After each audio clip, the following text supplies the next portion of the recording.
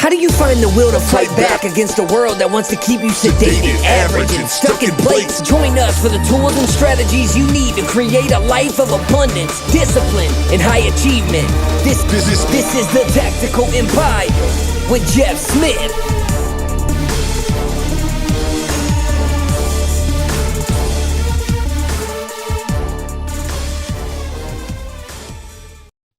Welcome to another edition of the Tactical Empire. It's Thursday, so I'm here with Shawn. What's up, brother? Not much, man. Ready to rock. It's been a fantastic week and weekend, and life's just good, man. Life's good right now, but that's when you got to prepare for the bad times. So, I've been through this cycle enough. It's like embrace this moment, but prepare for the suck somewhere in life. So we'll get there. Hey, it's always coming. It's okay. Yeah, I handle it way better nowadays than I used to. It's like, why does this shit keep happening? It's like, oh no, this is just life. Okay, you got to get punched in the face every now and again, and then the punches, they don't hurt as bad as they used to, just because I respond better to them. That's the best you can do, man. Just develop that resilience. Sometimes the punches are literal. I have a 3-year-old boy, so now he's literally hitting me, and he's tall enough to hit me right in the right spot. You dads know what I'm talking about here. But he did that yesterday, and I was like, dude, no, not right there. No, we're done. I got smacked in the balls yesterday by my 9-year-old.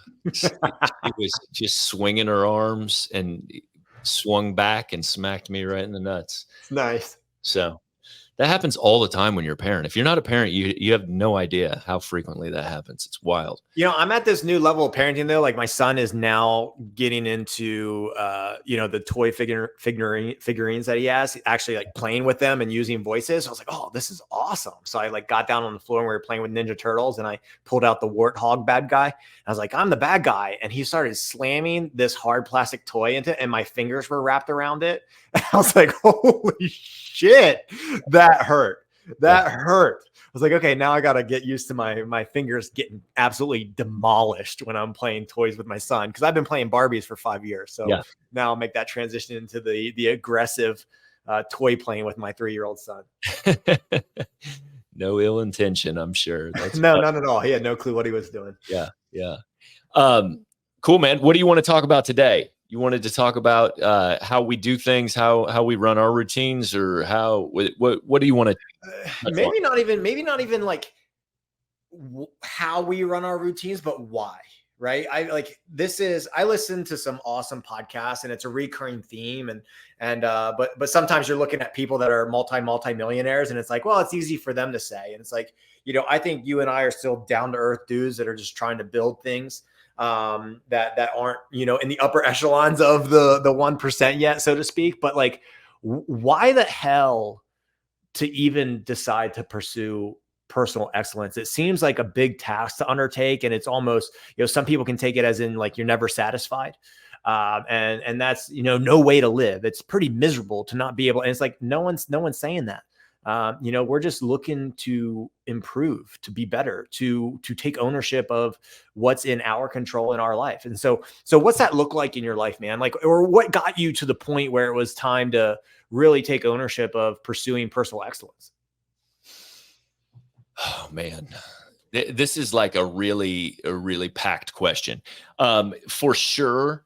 I never really understood how you created success, right? I wasn't surrounded by successful people. I never knew any successful people. I mean, moderately, right? But like, I come from a small town in Illinois, and like, if you were a big wig there, you made a couple $100,000, and like, so like, my goal was to make $100,000 like in a year. I thought that was like fucking woohoo, you made it.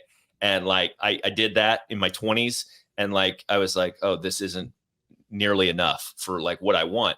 But I had this problem, and the problem was that I was pretty good at shit without trying very hard. And that kind of plagued me for a long period of my life.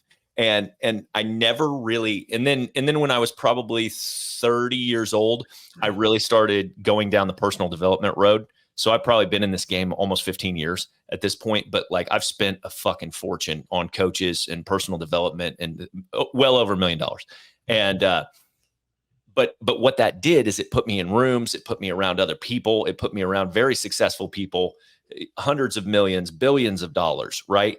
And I started identifying trends, and I, up until recently, when I was really exposed to the higher upper echelon of those entrepreneurs and business owners, that you start taking away the kind of habits and trends and the way they carry themselves, and you identify what they're doing, and you kind of realize that they are operating at a different level than a lot of us, which is what I talk about a lot with tracking your actual habits that are needle movers and understanding how consistent you truly are.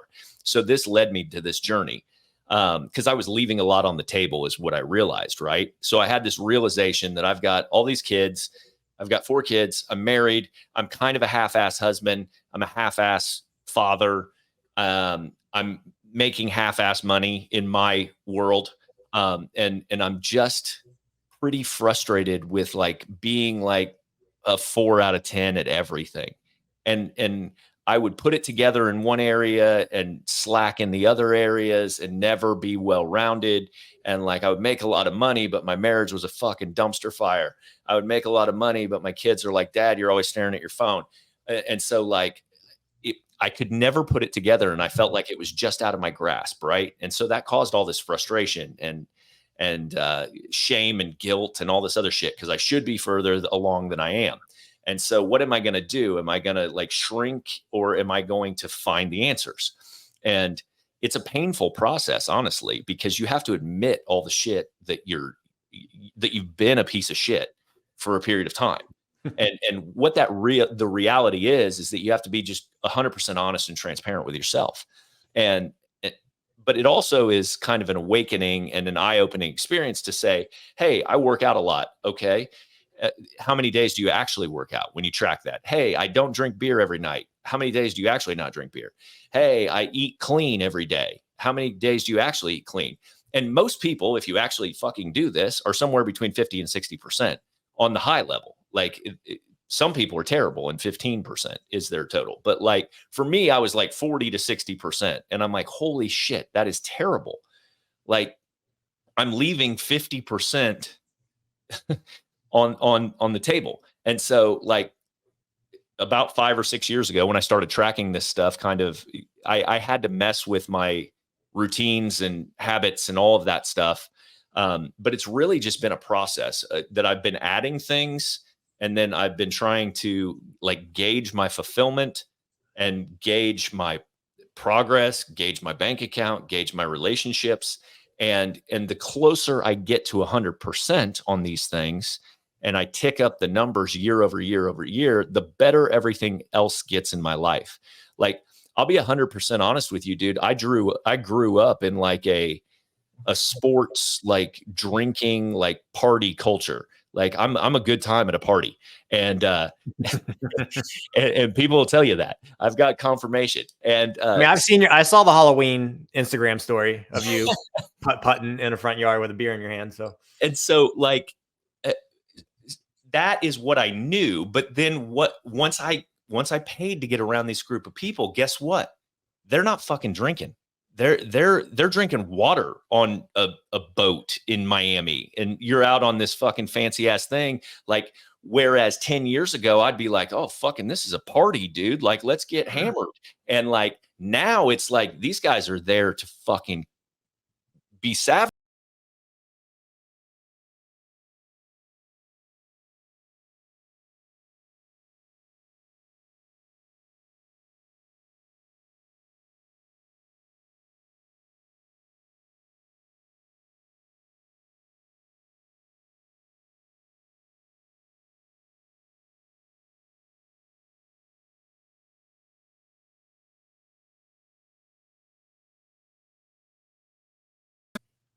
Socializing, right? And like there's a different way to socialize. I'm like, holy shit, like this is fucking profound to me. Like you get around these people, they don't sit around for 6 hours on Saturday watching college football. I used to sit around every single Saturday watching college football.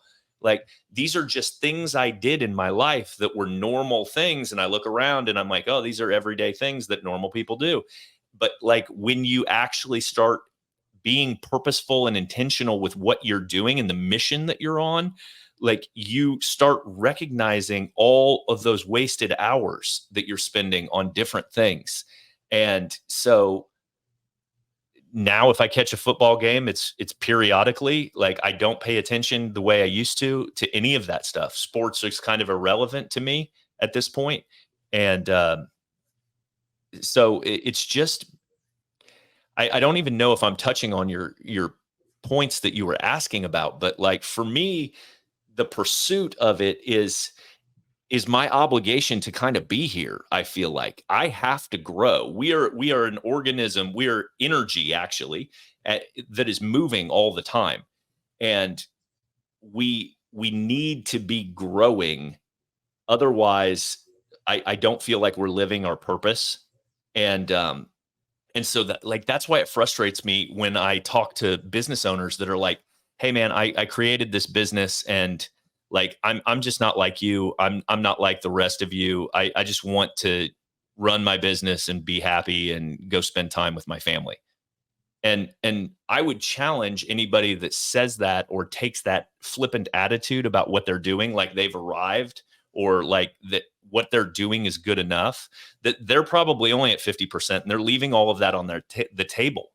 And like I think your loved ones and your wife and the people in your life that kind of signed up to do this with you probably would wish that you aspired for more in every area of your life. Can you be a better human? Can you operate with higher integrity? Can you have better morals? Can you fucking control your vices? Can you make more money? Can you provide more value to the marketplace? Can you be a better husband? Can you be a better father? Can you connect with your children so that they want to be around you when they're grown? Does your wife want to have a conversation with you after your kids move out and go out on their own lives? Like, I mean, there's a lot of work to be done. And people that think that they have like already checked all these boxes or accomplished things, like generally they're living mediocre lives. And ladies and gentlemen, that is the end of this podcast. On the next podcast, Shawn will have his answer. Jeff, great, man. No, I appreciate that. So I can hear a little bit of who I was at one little stretch of my life after my gym was doing really well. And then it was like, do I take this to the next level, or am I content or comfortable, whatever word people want to use there? And so that was me. That was me in that area of my life.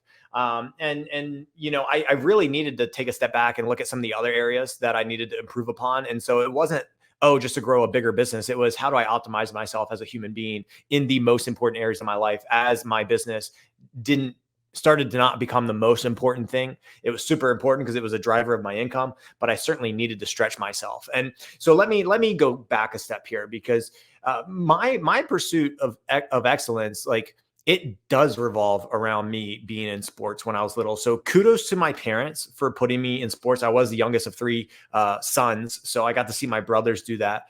So I think it was important that I watched them and then saw them do things. And as an introvert, I already said this on another podcast, like once I got into sports, it was baseball when I was 5 years old, and then football in the fourth grade, and build upon that. Football became the thing. It was like, oh, if I do well here, that'll be me talking for myself. That will be my speaking. I don't have to talk as long as I perform. But all of my sports were team sports. And I'm very grateful that the teams I were a part of did really, really well. And the coaches took it seriously. And so they did push us. They stretched us. And we saw what that outcome was. We won games. We won football games. We are fucking really good. And then I walked on to the 1AA program, Appalachian State, and we did good. And so it was very easy for me to see, as I progress and push to move the needle, the results get better. And I, just to be frank, love winning. I love winning. I've never been a part of a team that lost. Did we lose a game here or there? Yes. And I fucking hated it. I hated it. I loved winning. And the weird thing was I go from being this athlete from 5 years old to graduating high school at 18. By the way, football was my number one sport. My junior year and senior year of high school, I had season-ending injuries on the first drive of the games, first game. The one was the first scrimmage of the year, and the other one was the first game of the year. My seasons in the most important 2 years of high school, junior and senior, when you earn your scholarships, I had season-ending injuries on the first drive of those games. My junior and senior were taken away from me before they got started, after I put in the work, right? People think the games are like the games are a small snippet of the amount of work that it takes. I would work my ass off. It was 2 years and both of them were taken away. And so I walked onto the hardest program to prove that I still had it. And so there was something in me, that chip on my shoulder, that was like, I want to prove that I can go on to the best team. And I love winning.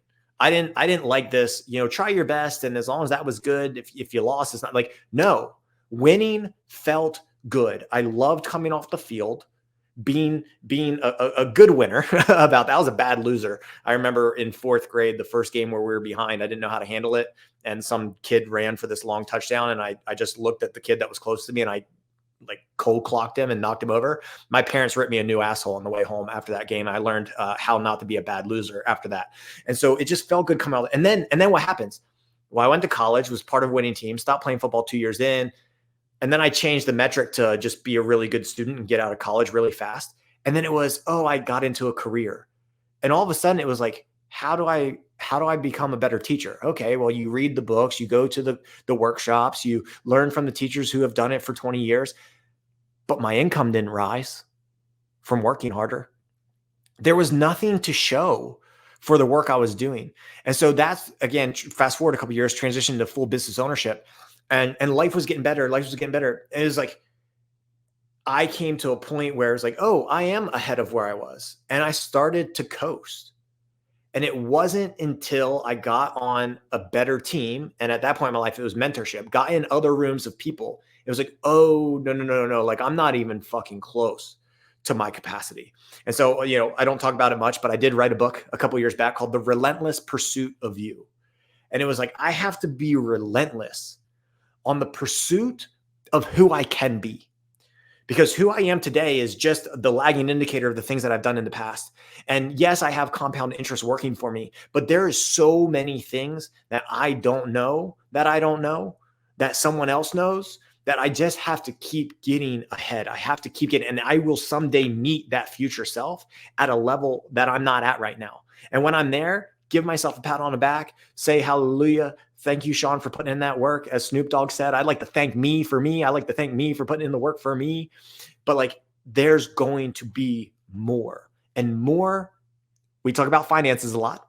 That will be an outcome of optimizing me. But ladies and gentlemen, you as a human being weren't meant to just be average. Average in the United States right now fucking sucks.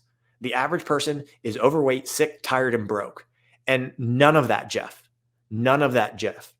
is enticing to me. It's not enticing me, because average is losing in my mind. Average teams don't do shit. Well, I think most people kind of sit back in mediocrity because of fear. And ultimately what you have to understand is that like nothing in this life is about you. It really isn't. Like I truly believe that we're all energetically connected, every single human being on the planet. And with that, like knowingness is a responsibility to help people. Right. And so when you cower at or succumb to the fear of who you could be, or the next version of you, or you say now is good enough, like you're letting down all the people that you could have helped, and the people that you could have changed their lives, people you could have impacted, whether it's inspiration from watching your journey or actually working with you or teaching them something, or just simply being a fucking kid that grew up next door to you that's like, well, if he can do it, I can fucking do it. Everyone, we need models of success out there so that people can see and touch real human people that are flawed, that have created great things. And so like, it's just so important. And I don't understand, like you're talking about winning and being wired that way. Like I've been wired a certain way my entire life. Like that's what led me into special operations and everything else as well. And like, It's just, I don't even understand people that don't want to pursue more. Like you're being disrespectful with this opportunity you've been given on the planet. Like one more day to live. Like, why the fuck would you sit back and fill yourself with ho-hos and just be disrespectful to that opportunity? I want to leave you with a quote that I heard this weekend from Derek Harper Sr. about this topic. It was fucking fascinating. He said, how many people are going to be forced to live a nightmare because you're afraid to live your dreams? And what that means to me is how many people are sitting back with that idea, that imposter syndrome. Maybe they've got an idea they think they could never execute on. Maybe they've got an idea, or they're scared to start for some reason, or they're feeling that imposter syndrome of like, how could they possibly succeed at this particular thing? Like, how many people are you going to leave behind to live a nightmare because you are afraid to step into your fears and see what you can become? I don't have anything else to add to that. I want to reiterate, I love that quote, and to not be disrespectful to what you were put on earth to try and obtain.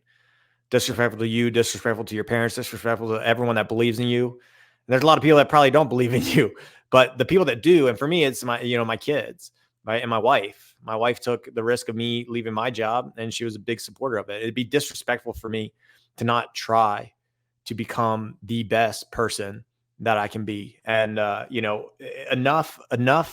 If this is the 100th podcast you've listened to on this topic and you haven't moved the needle, enough of the listening, right? And Marcus Aurelius says, and I'm about to get the short part of this quote tattooed on my wrist when I go back to finish my sleeve. And it's like, let's stop arguing over what a good man is and be one.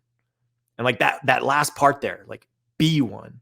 Just fucking pursue the best version relentlessly, forever, to the day that you die. Today, tomorrow, next year, 10 years, 100 years. And like, that's it, man. Like, that's it. And if you're not doing that, you're disrespecting you and everyone else that has the opportunity to do better from your example, which is going back to the nightmare quote. And I love that. Thank you for sharing that, Jeff. Yeah, bro. Yeah. All right, guys, have a great week. Go kick ass. To sum up this entire thing, take action. Don't be scared. Go chase your dreams. Thank you for listening to the show. Make sure you subscribe, leave a review, and share with a friend. We'll see you on the next episode of the Tactical Empire.